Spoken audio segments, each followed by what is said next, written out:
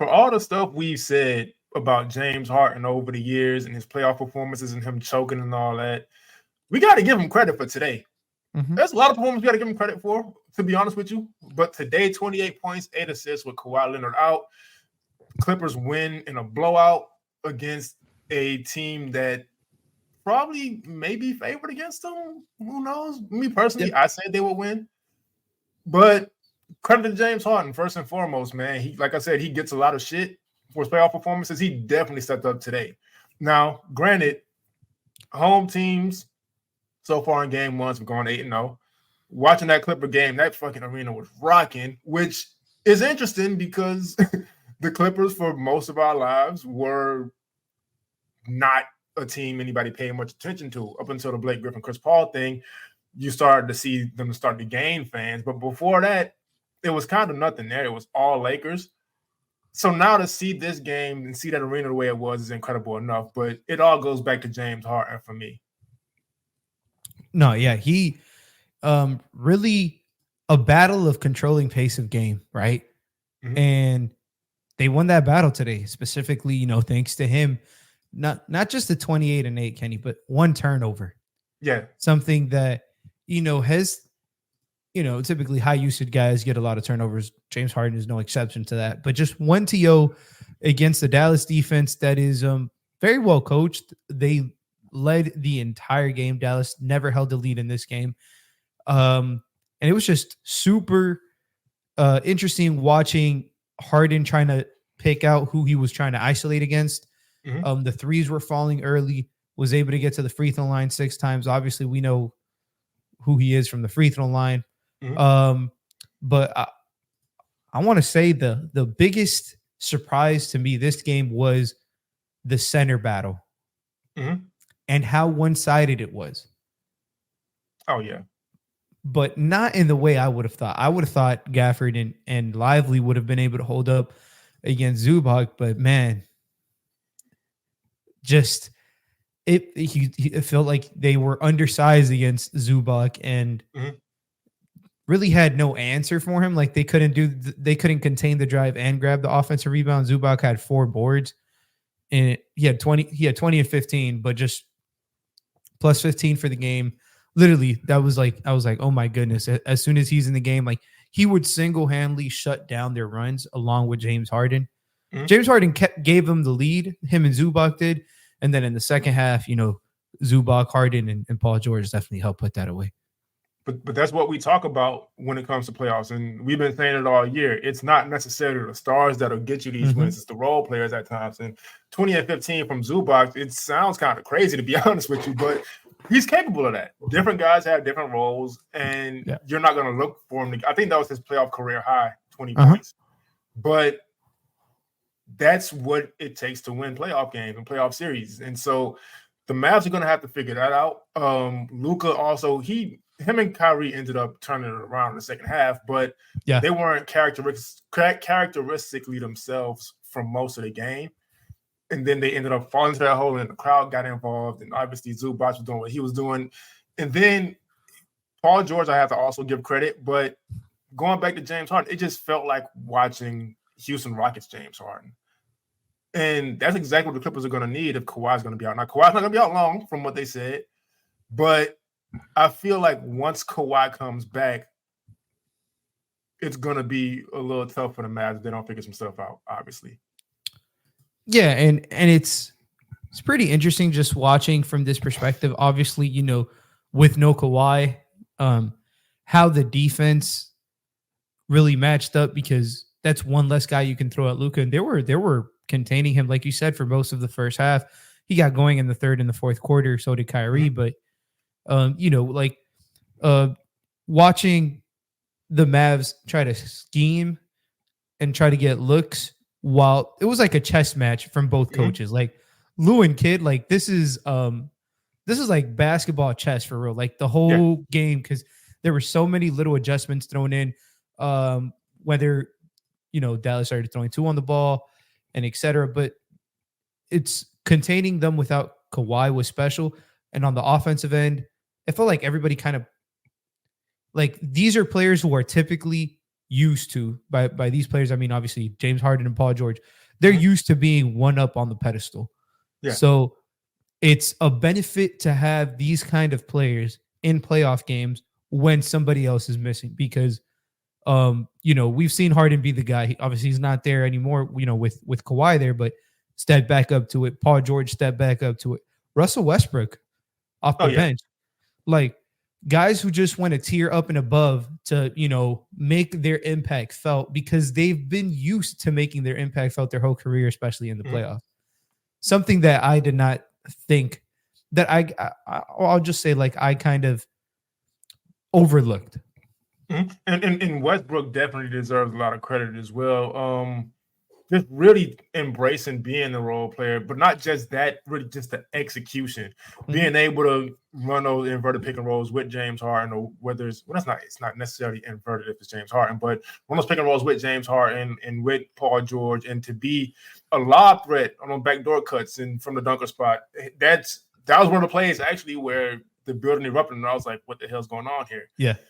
So credit to him, man. And the offensive rebounds you talk about with Zubac, Westbrook also, that's never going away. That hustle thing, it's been interesting overall to see Russell Westbrook transition from this superstar player in MVP to now being able to use those same skills, right, with the playmaking off the bench, with the athleticism, and mainly the rebounds, because the rebounds, his whole career was kind of like he was looked at as quote unquote stat padding. Yeah. But if you watch the game, you saw he was really fighting for those and trying to win. But now to see it translate into something that's really turning into wins and something that his team really needs. And now it's not, there's no distraction with the triple doubles and with the superstardom and the commercials and all that. So now you really get to see the value of it. And there's no real detractors for it. It's been pretty great for me to watch, because I've always loved Westbrook's game. And so now to see that has been pretty a great experience for me, man. No, yeah, absolutely. He was every bit the energy that they needed off the bench. He gave them really most of their scoring punch off the bench. Most of the energy that they wanted off the bench was him. His defensive intensity is something that gets overlooked, especially in these short spurts. But a great win for the Clippers there. Terrence Mann, somebody who I know we haven't really talked about, but man, like literally, man, no pun intended, like so satisfying watching a player fulfill their role and try to star in it. Overrated and underappreciated aspect of basketball by like people who just typically watch it. But I'll tell you what, Ty Lue loves that, man. Like he led the team in minutes. With good reason. His defensive intensity. He also grabbed 4 offensive rebounds. He was tipping everything out. He was going for everything in the first half. And he was taking the assignment. Say what you want to say.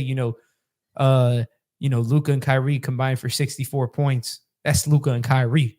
Yeah, they had to work for it still. But they had to work for it. Exactly. So it wasn't like, don't just look at the box score and be like, oh yeah, he got cooked on defense. Watch the game. It was, the tough shots, the making them drain the shot clock, take shots with 2 seconds, 1 second. Screw what he held his man to. They held them to 97 points. And this was one of the better offenses in basketball during the regular season. So 100%. Now, how can the Mavs bounce back real quick? Because I feel like they kind of got nothing from the role players today. Yeah. So I think that'll make a difference. But if the Clippers are feeling the way they felt today and playing the way they felt today, I have to give them a little more respect anyway, because I said the Mavs would win it, and I didn't really consider a lot of stuff for the Clippers, to be honest with you.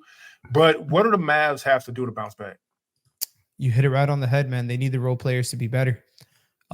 We talked about obviously what Zubac, what Westbrook did. We can't talk about a single role player on the Mavs who played well today, in my opinion. They got 33 points from everybody not named Luka and Kyrie. Zubac and Russell Westbrook had 33 points. Just 2 other guys.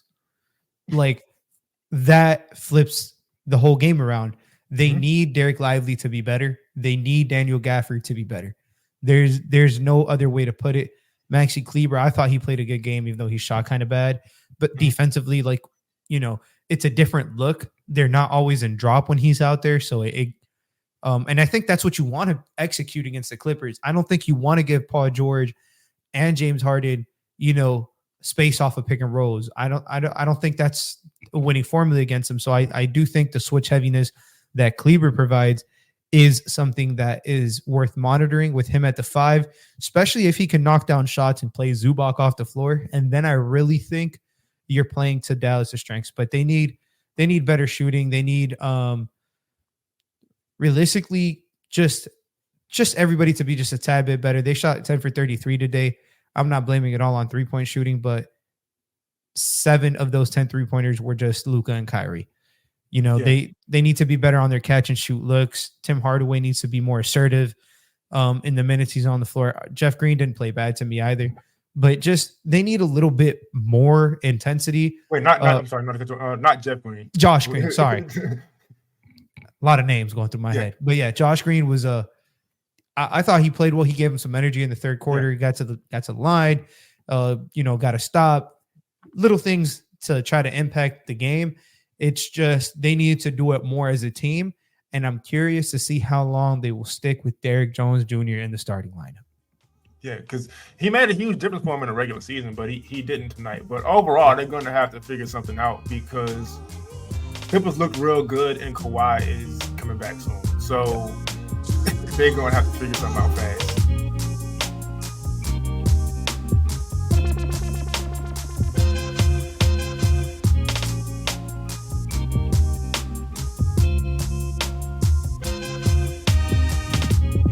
Ladies and gentlemen, welcome to another episode of Playoff Foul. I'm Kenny. Make sure you can subscribe, first of all. But we don't have Frankie today, which is he has stuff to do. That's fine. But we got Lou here. Lou, how you doing today? Doing pretty great, man. Officially, the first 2 days of playoff basketball are here, and it's been interesting watching some of these series unfold and some of these games happen. Yeah, and so we're going to get right into it. You know what I mean? So we talk about, and people in general all talk about stars being born in the playoffs. Now, I'm not saying Anthony Edwards is a star being born because he is already a star, but he is one of the guys who's looked at to possibly be one of the faces of the league. Like we said before, there's not going to be a singular face. We'll talk about SGA later on also, but Anthony Edwards going up against the Phoenix Suns with their big 3 and Kevin Durant, who's actually his favorite player, 33 points, 9 rebounds, 6 assists. He's just that guy, man. It's just no real way to – we've mentioned on the show before, he has no weaknesses in his game, offensively, defensively, talking shit to Kevin Durant, who, like we mentioned, is his best player. And the Suns had no answer for him, which completely understandable. Nobody has an answer for him. But just forget about the game itself because the game was a blowout. There's not much to talk about there. Minnesota may have a pretty easy time, but that's kind of a hot take. Overall, with Anthony Edwards, man, like, how far away do you think he is from just being flat out just a superstar in the league? Because I don't think it's very far. I think it's a tough discussion to have because the word superstar, in my opinion, gets tossed around a little lightly. It does. I think there's very few true superstars. But I will standard of a superstar. Oh yeah. My personal standard of a superstar, I think he's close to it too. Like I hold it to a higher standard than just about everybody else. But my version of a superstar is a franchise-altering player who, no matter who is on the other side, who he's going up against, he gives you a fighting chance every single fucking game. And if that doesn't describe Anthony Edwards, I don't know what the fuck does. It's not just the scoring; it's his complete game improving. His intensity on defense. He's obviously a bigger dude. He moves really well defensively. His playmaking has taken so many strides considering when he came out of Georgia. Little things like that, but ultimately, what takes him over the top is his fucking ability to make shots. Yeah, and he could not be touched against the Suns. And I don't know who they're going to throw on him. Like that's the other thing. They're done with. I think Grayson Allen's hurt also, if I'm not mistaken. Unfortunately. And so there's just nothing they can do with Anthony Edwards, man. And this series, I feel like it's going to be one of those that feels like a passing of the torch. Obviously, Kevin Durant's still incredible, so that's not to say he's going to be washed up after this, because he's not. But Anthony Edwards, if he continues on playing like this on this stage against Kevin Durant, Devin Booker, and Bradley Beal, I've never been as high on Bradley Beal as most people have. That's probably kind of a hot take, but I don't really care to get into that. It's kind of negative. But if this series goes on the way I think it's going to go on, I think that's going to be all it really takes to push Anthony Edwards over that hump into being a superstar. He already has, there's nothing else we can say about his game itself, but he already has a marketability also. He was in a movie already, a big movie. He had a good performance in that. I just don't think there's much left aside from, well, in my opinion, he has all the superstar stuff. I think now it's just a matter of showing the world, because for whatever reason, Minnesota still doesn't get much attention, even though they're one of the best teams in the league right now.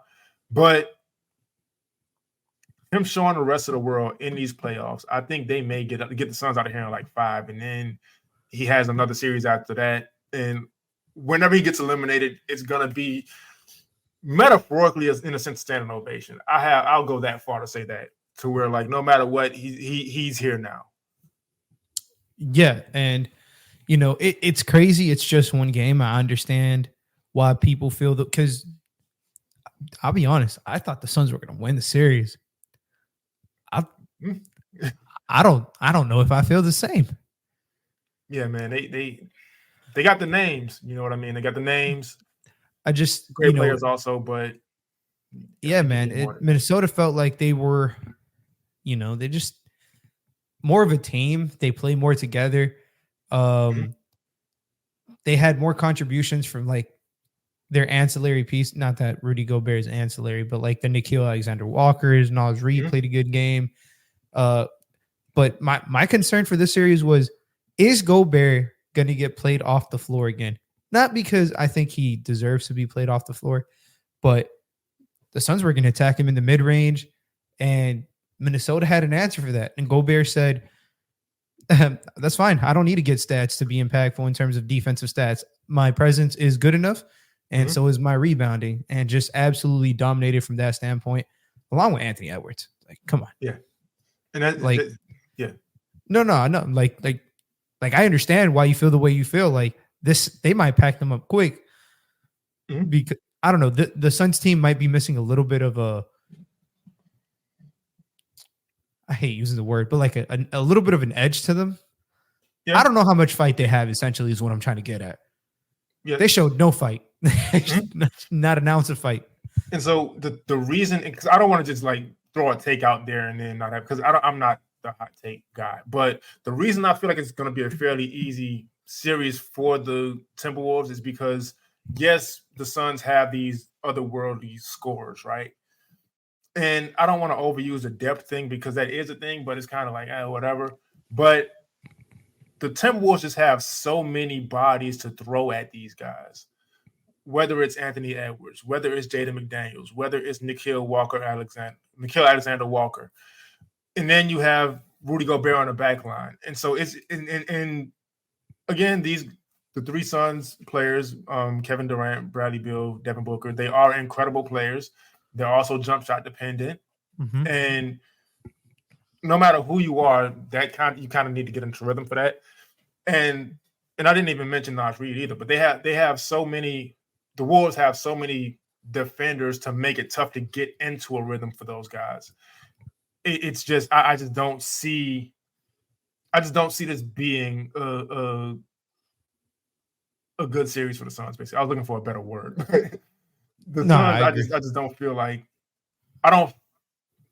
they may get 2 games because KD, Booker, and Beal are so good, but like you said, Timberwolves are just a more complete team, but the important thing is they're more complete defensively.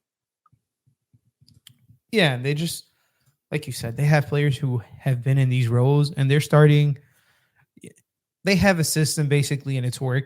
Credit to Chris Finch for the way he prepared, in particular for Game 1. I'm not a fan of Frank Vogel, but doesn't matter what I think.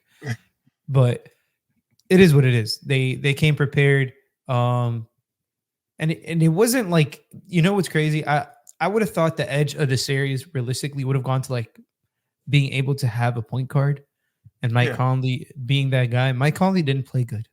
Right. Like, it wasn't his best game. He got into foul trouble. He didn't shoot well from the field, and they blew him out by 25. Yeah, that's what I'm saying, man. But go ahead.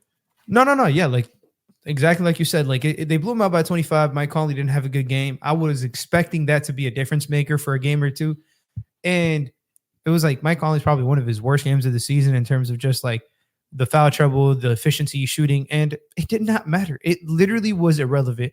I'm happy Towns is back, and he looked, got to the free throw line 8 times. So that's always a concern when a player is coming back, in particular from an injury like the one he had. But the aggressiveness was there. His ability to get to the line was also there. Yeah, man. So it's just going to be tough for Phoenix. Like I said, and that's what we've said about them all year. Like, you still need all 3 of those guys to play well because you don't have much else. So I understand the big 3 and big 3 kind of gets overused at this point too. I don't know if, you know what, that just goes back to me not being like that high on Bradley Beal. I'm not going to even get into that conversation. But point is, you just need more than that, because now it kind of all falls on those guys' shoulders. And even with them being as great as they are, nobody's great every single game. And you kind of need them to be great every single game to really get by in the playoffs, because they don't have a whole lot else on that roster, unfortunately. But I just don't see it happening for them. Yeah, especially with Grayson getting hurt, they don't have that quality of a shooter just laying around on the bench. And those 3 guys, like you said, they are jump shot dependent, but they also like to get to the midi. So being able to space and kick from doubles in the high post and stuff like that. We'll just see how much it impacts them. Minnesota feels and looks a lot. They looked like the better team. Yeah, and to be honest, they are. Yeah, they just are.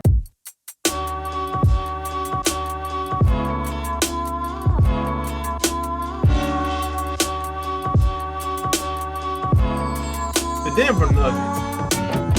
Speaking of better teams, man, like better the best.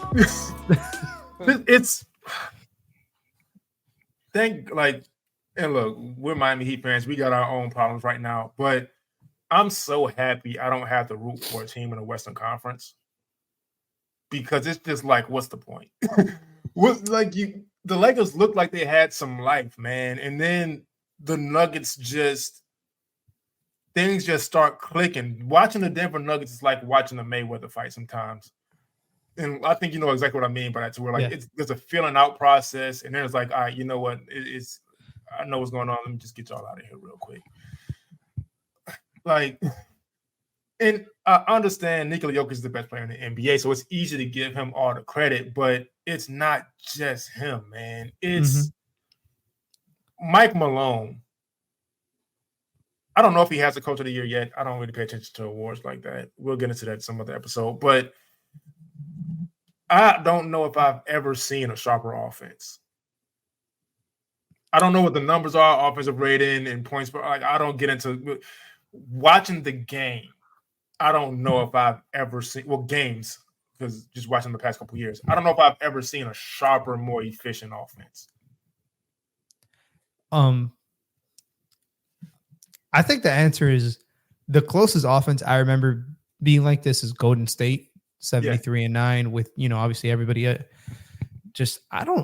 think I agree with you. And because even, and not to cut you off, because even with Golden State, and not to take anything away from them, obviously, because those were incredible teams. Sensational teams. They had the 2 best shooters of all time. I'll give Klay number 2. Like, people can forget about Klay all they want now. We saw those games. We was watching. They have the 2 best shooters of all time. A lot of it was in transition. So that's not to take away from Golden State, obviously. But the Nuggets are doing a lot of this in the half court, man. And they don't shoot a ton of threes either. But they don't miss the ones they take. Exactly. So it's like, and again, I don't think I'm not making the comparison of which team is better or none of that, because I don't think those conversations have much of a point. But this you were talking anyway, but this Nuggets offense is incredible. Just watch, man. And I'm gonna give the Lakers credit because they came out ready to fucking play. They brought it to Denver, and Denver just they go at their own pace. They were down 12 or 11 at one point. I can't remember, but like Denver just plays at their own pace. They're never rushed. You can't rush. First of all, you can't rush Jokic. I think Anthony Davis played a phenomenal defensive game. He did. And it did not matter. He had like 30. Yeah, he had like 32 and he had 32 on 15 for like something shooting. Like he shot great. No turnovers. The Nuggets as a team had like 4 turnovers. Like talk about a well-ran machine. Like the engine, they have their depth isn't great, but we're coming to find out if your starters can stay healthy, man, like that's the best starting five. That's the most chemistry I've seen from a starting five in a long, long time. It sometimes it feels like mid 2000 Spurs in that sense.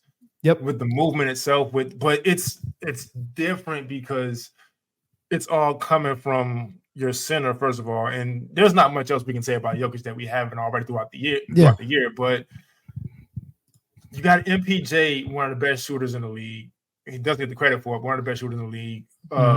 Usually on the opposite side, you got KCP, like the ideal role player in the NBA. He was about 3-and-D, like he's just the perfect role player.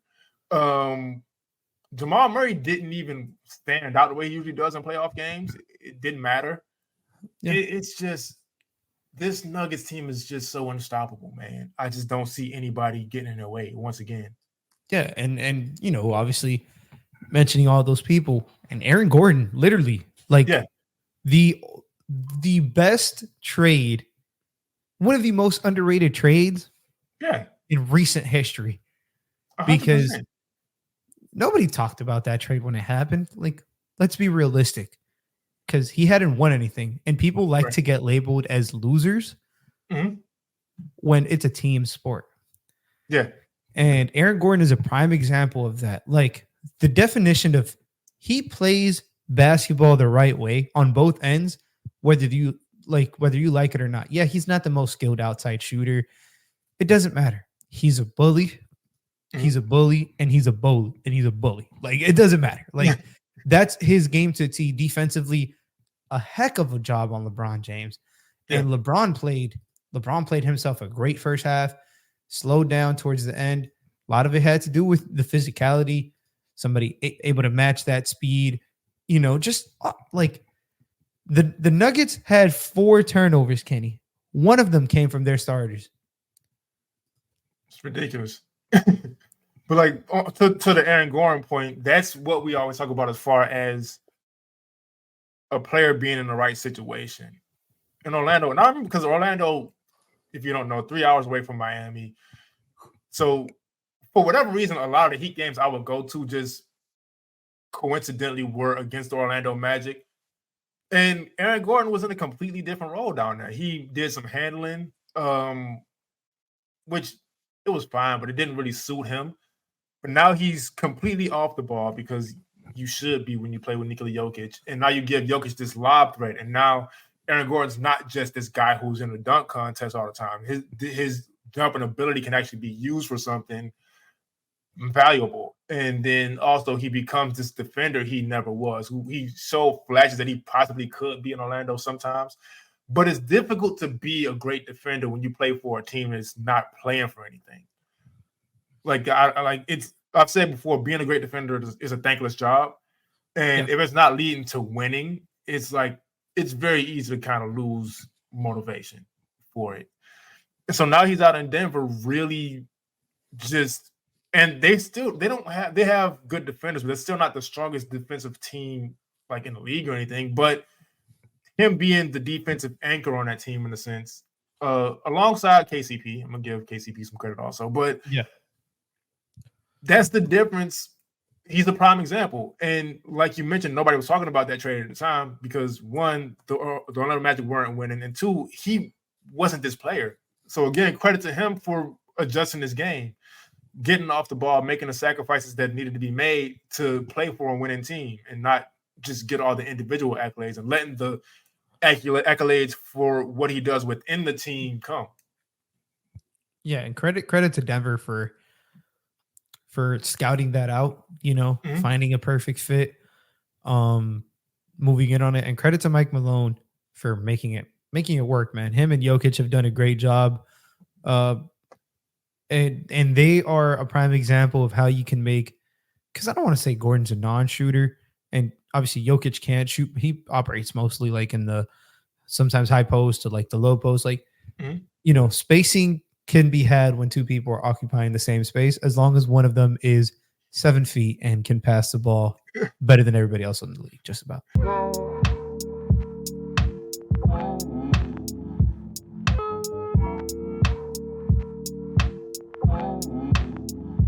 The game that just went on, OKC versus Pelicans. There was a part of me watching this game that was like, I didn't expect this to be the game that would just be this exciting. But then I remembered how crazy the Western Conference is, and it kind of should have been exactly the game. Another team, once again, that I should have gave more respect to. I looked at the Pelicans. I saw Zion was out, and I was like, they don't have much of a shot. They made easy work of the Kings in the play-in, and now they're here. And they competed. They competed in a way that I didn't expect them to be able to against OKC. Granted, OKC did pull away. But SGA kind of struggled in the first half. A lot of that was credit to Herb Jones, arguably the best defender in the league. But OKC was able to get SGA away from Herb Jones, and he kind of started to go off in the second half. Chet Holmgren, 5 blocks. I know we talk about people being high on Chet Holmgren. I don't know if anybody's higher on him than you are. And he showed why tonight. Yeah. CJ McCollum ended up with a good look at the end. He's getting a lot of slack for it. I think it was fine. But that may have been the Pelicans' best shot in the series. But who knows? Because I'm not going to disrespect this team again. But before we even get to SGA, I'm going to just let you just give your praise to Chet. Oh, man. He is somebody who is this young. Mm-hmm. And the start of this game was horrible for him. Mm-hmm. He started like the first quarter, like 1 for 6, 1 for 7. Couldn't buy a bucket. Defensively, like wasn't, he was struggling with Valanciunas.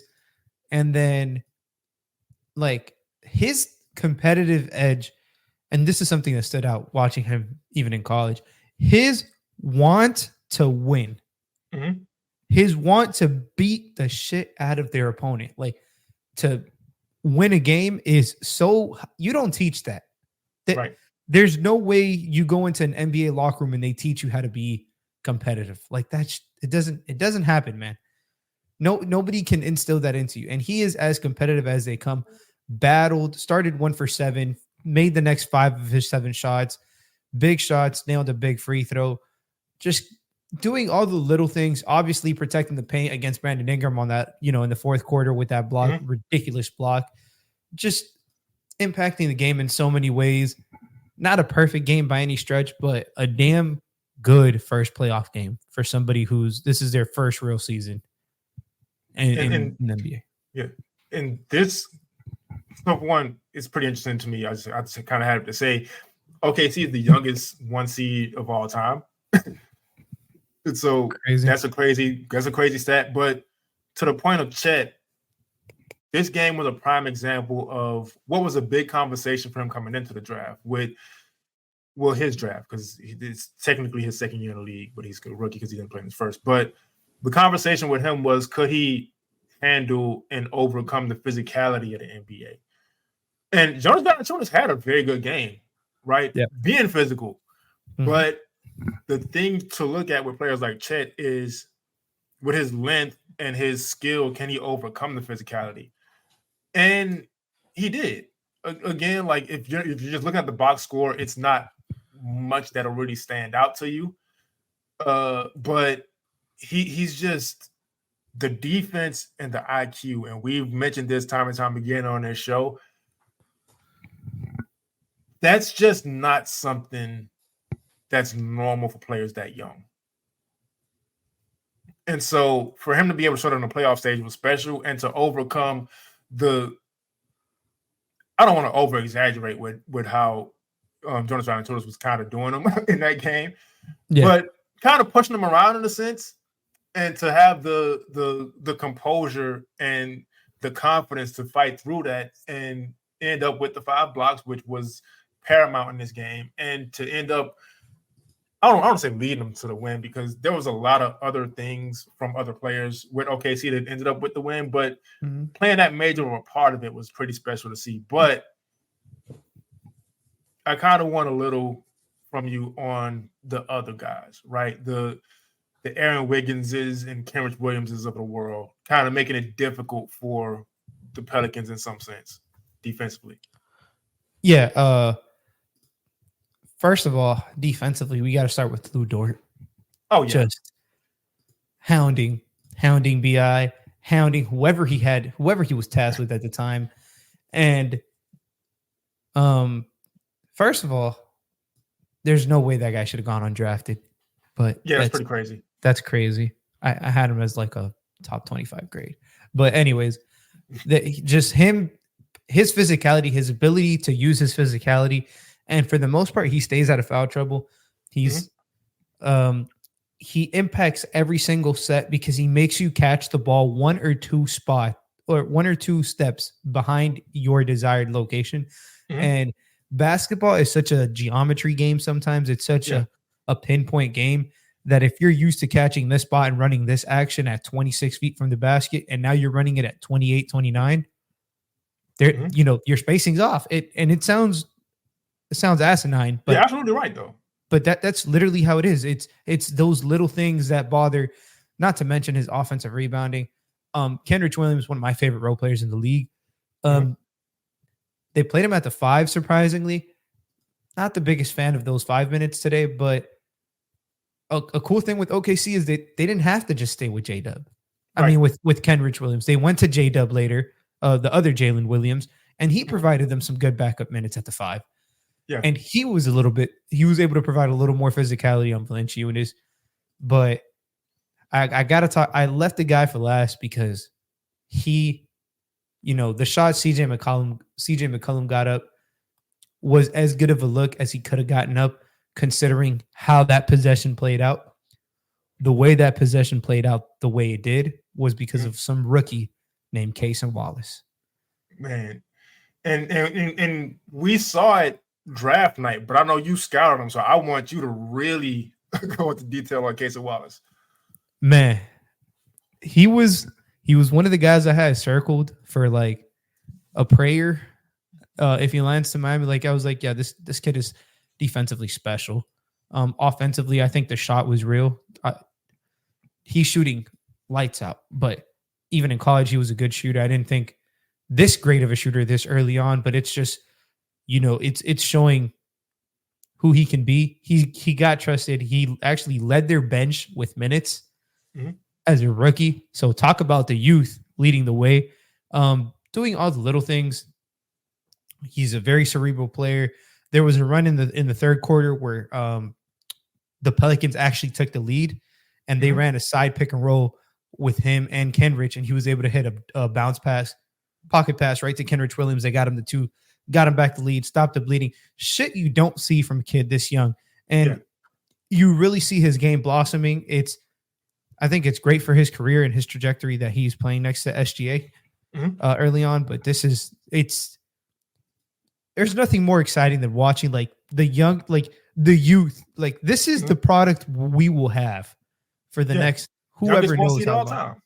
Yeah, and it's the most fascinating to watch because I don't know about you, Kenny. There was a point in that fourth quarter, shit was going down. It was going sideways for OKC. And I looked at SGA's face and I was like, he looks a little phased. I don't know. Is this the moment? Like, and what did SGA do? Came back down 2 straight possessions. He said bucket and bucket. Game's over. But that's the thing. And I want, it's funny. Like sometimes like we'll end up right where we're going to end up anyway. Like I'll have a topic in mind and then you'll kind of say it first. And it's like, it's kind of crazy because we didn't work together a whole lot before we started this show. But SGA, I was specifically going to talk about his composure, right? Because Herb Jones was giving him some real issues in this game. Yes. Some real issues for the most part. And then fourth quarter came and Shai was just like, you know what? Nah, I'm MVP candidate for a reason. And there was just nothing OKC could do from there. I don't know why Willie Green didn't make more of a concerted effort to keep Herb Jones on him no matter what. If I'm Willie Green, I'm attaching them at the hip. If SGA goes out the game, that's when Herb Jones gets a chance to sit. But man, just and credit to Shai once again, because early on in his career, I think we all knew he'd be a good player, but nobody expected. He's my pick for MVP this year. And it's just watching him tonight and watching him be able to keep his composure no matter how many runs the Pelicans went on, no matter how good of a job Herb Jones did on him. He had, I think, 11 points at halftime or through 3 or something like that. Yeah, 11 and a half. Yeah, 11 at halftime. And then I'm going to let you talk about SGA because I don't have much else to say. He plays at his own rhythm. He's such an expert at taking advantage of mismatches. And what most people deem a mismatch, or what most people deem isn't a mismatch, to him it is. Just because his stop-start ability, his ability to rise up when you're just a tad off balance and get those shots over you. Alvarado played some great defense on one of those shots. Yeah. And he literally said, you're just too small. 6'1", 6 feet is not going to contest when I get up. He rose up, and then in the third quarter in particular, Najee Marshall, somebody who has like 20, 30 pounds on Shai, 2-3 inches of height, he posted him up, and he looked like he was locked up, had nowhere to go, but he uses his body so well. He uses the secondary bump so well. Such little intricacies to his game that make him go from a great scorer to an elite scorer. And again, like the Pelicans, they played this game exactly the way they wanted to.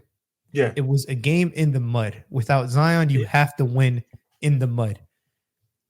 And, it was like Shai did not let their team down. Like Shai did not let his team down. J-Dub too. His jump shooting is something to behold, just how damn good he is at that. His ability to get comfortable, crazy. He's a second-year guy too. Man. But like the biggest thing with OKC was they're young. They're young. We don't know because they're young. They're not proven. And the thing I always kept coming back to was SGA has a playoff game. Yeah. He's got composure. Even today when I doubted his composure because he looked rattled. He had like 2-3 turnovers in a row, bad pass to Chet, bad pass in the corner, missed 2 jumpers, break the 3, like call it how it is. It didn't even hit rim first. It hit backboard first. I was like, ooh, is this where BI and CJ McCollum can take advantage? Experience. SGA said, hold my beer. No, realistically, like the youth, SGA brought him. Then J-Dub got a bucket. Shet with the stop. Kaysen with the stop. Like, these are all guys I named, and the oldest guy is SGA. He's 25 years old. Like, yeah. But it's the competitive edge. The OKC drafted players to fit their MO, and their MO is we don't give a fuck what you think about us. We're gonna come out here and we're gonna win. And even if we lose, we're still gonna win because we're gonna play like when we're winning, we're gonna play like we're losing. And when we're losing, we're gonna play like we're losing by 30 instead of 2. And they play with this hunger. The team's so hungry, and it's like I said, man, it's hard to teach. Fucking huge credit to their coach. Huge credit. And a thing I also don't want to leave out is in the playoffs, the way you play the end of a game bleeds into the next game. And it feels like SGA kind of, obviously he was just going for the win, but feels like he kind of knew that in a sense. And I also don't want to leave out, as far as his game, the main thing that makes him so difficult to guard. It's not necessarily, obviously his driving ability is tough, but his ability to draw fouls and the fact he's one of the best free throw shooters in the league. That's a real, like, you can't, like, he has a slender build, but you can't get physical with him because of his ability to get to the line and capitalize at the line. So that just makes it so tough for you, because you kind of have to not let him do his thing, but what you think your advantage would be, which is the strength, it ends up not being that, because he's so smart with drawing fouls. But the way OKC ended this game, and with that run, and like they have things to build on now, and you don't want to be the team going into the next playoff game trying to fix stuff. You kind of want to figure it out at the end of a game, and OKC was able to be that team that figured stuff out at the end of the game. And so the Pelicans are going to have to recover. And again, I don't want to disrespect them by counting them out here, right? But I just think OKC is, look, they outmatch a lot of teams. They got a lot of defenders, a lot of youth, like you said. They got MVP candidate. Chet's incredible. But it's going to be tough for the Pelicans, man. It's going to be tough. What do you think they have to do? Because in my opinion, I think they played a damn near perfect game. Like, they grabbed 18 offensive rebounds. That's the thing. Like, I don't know how they can improve on that. They played a great game, and they may have actually overplayed. I don't want to say overachieved. I don't really like that term in basketball, because you can will yourself to wins in some sense. But I think they did everything they possibly could to will a win, and it just ended up not mattering because OKC is the much better team. Yeah. And so depending on how long Zion's out, which it's a hamstring injury, so it's complicated. Those are tough. Those are tough to gauge when he'll be back, and if he's back, how he'll play. And with it being a leg injury, him being a history, if he does play, because first of all, cleared to play doesn't mean healthy. So a lot of times players is just out there still injured but going through stuff. And is he going to have that Zion aggression if he comes back early to try to will them to some kind of win? And so I think a lot of this Pelicans game was behind the motivation of, all right, we don't have Zion, people are counting us out, let's get this done. And it ended up not mattering. So it's like, I don't know how much of a chance they have, unfortunately. No, yeah. It was definitely this game that I like you said, I think it did get played exactly to how they wanted to. You know, some of the shot making, shit happens, honestly. But Valanciunas gave them a fucking incredible game. So did Larry Nance Jr. Trey Murphy, man. Yeah, I love that guy's game. Somebody's going to pay him. Yeah. And he's making himself some money. That's all I'll say. Somebody that damn big, that damn athletic, that damn springy with the touch that he has. Because there's difference between being a good three-point shooter, being a great three-point shooter, being an elite three-point shooter. Mm-hmm. And elite is a hard category to attain. But for somebody that young, his floor spacing is elite.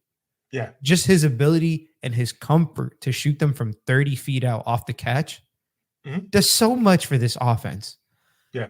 And you can, if Zion comes back, I don't want to live in that hypothetical. I'd like for him to come back, but, hypotheticals are tough. There's no way you sit him. There's no way he gets benched. And that's a tough decision that they're going to have to make, because Brandon Ingram, again, struggled. What is this? 2 times in the past 3 games where he just has not looked like himself, Kenny. So I don't know. Yeah. I don't know where they go from there. Yeah, and OKC, again, they got so many defenders all up and through the roster. It's just like, even if it's going to be tough for Brandon Ingram to get going. If he gets going, I don't know if CJ's going to be able to get going. CJ tonight was 9 for 22. It's tough, man. OKC is a tough fucking team. To be the youngest one seed of all time and to come out in the playoffs just looking completely unrattled and unbothered. It's a tough team, man. It's a tough fucking team.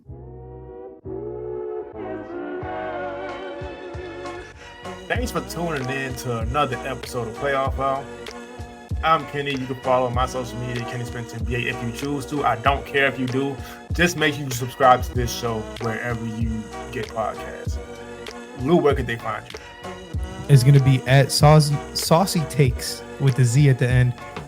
Follow me on Twitter specifically. I'm on the road to 500 followers. That's my next goal, man. Just something humble. Let's get Lou to 500 followers. Let's subscribe to the you don't really have to follow social media either, to be honest with you. Just subscribe and listen and tune in. If you like the music rock, that's my brother Devin Spence. His Instagram is BlackGlowMusic. You can download his EPs also. And with that being said, we'll see y'all next time.